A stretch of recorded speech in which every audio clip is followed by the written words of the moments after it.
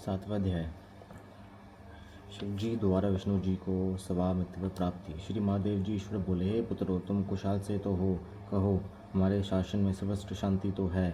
मैंने सुना है कि ब्राह्मण और विष्णु परस्पर युद्ध कर रहे हैं और तुम लोग बड़े दुखी हो। अच्छा, तो मैं अपने कुछ गुणों को वहाँ भेजता हूँ, तुम लोग चिंता ना करो। ये कहकर शिव जी ने अपने 100 गुणों को वहाँ चलने की आज्ञा दी। साथ ही स्वयं महादेव जी भी अपने भरत रथ पर आरूढ़ हो पड़कर बांध चलने को तैयार हुए। देवताओं सहित इंद्र भी उनके साथ हुए। वहां पहुंचे शिव जी आकाश मंडल में बादलों में छिपकर ब्रह्मा विष्णु का युद्ध देखने लगे। उनके सैनिकों ने भी अपने वाद्यों का बजाना बंद कर अपना कोलाहल शांत कर दिया और शिव जी का ही अनुगमन किया। देखा तो ब्रह्मा और अच्युत भगवान श्री विष्णु परस्पर युद्ध कर रहे हैं, जबकि इन एक दूसरे के प्रयुक्त होते ही त्रियों के भस्म हो जाता है।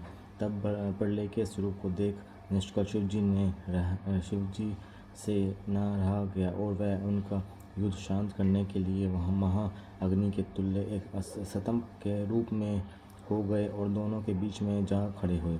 फिर तो उस महा अग्नि के प्रकट होने से वह शांत हो गए। अस्त्रों के शांत होने पर उस अद्भुत दृश्य को देखकर ब्रह्मा और विष्णु परस्पर कहने लगे कि ये इंद्रियातीत अग्नि स्वरूप स्तंभ क्या है, हमें इसका पता लगाना चाहिए। ऐसा निश्चय कर दोनों वीर उसकी परीक्षा के लिए बहुत ही शीघ्र वहाँ से चले। भगवान विष्णु ने शुक्र का रूप धारण किया और वह उसके मूल को देखने के लिए नीचे चले गए। ब्रह्मा जी ने हंस का रूप धारण कर ऊपर गमन किया। विष्णु जी पाताल में बहुत दूर तक चले गए, परंतु स्तंभ का उन्हें कुछ भी पता न चला। तब वह फिर युद्ध भूमि में लौट आए।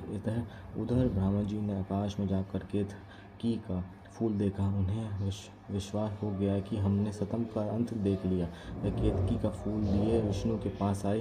विष्णु जी ने उनके चरण पकड़ लिए। तब ब्रह्मा जी के छल को जानकर ईश्वर को वहाँ तत्क्षण प्रकट होना पड़ा और विष्णु जी ने उनका भी चरण पकड़ लिया। विष्णु जी की महानता से ईश्वर प्रसन्न हो गए। उन्होंने कहा, विष्णु, तुम बड़े ही सत्यवादी हो, अतः मैं तुम्हें अपनी समानता प्रदान करता हूँ। अति श्री शिव महापुराण यदेश्वर सहित का 7वां अध्याय समाप्त।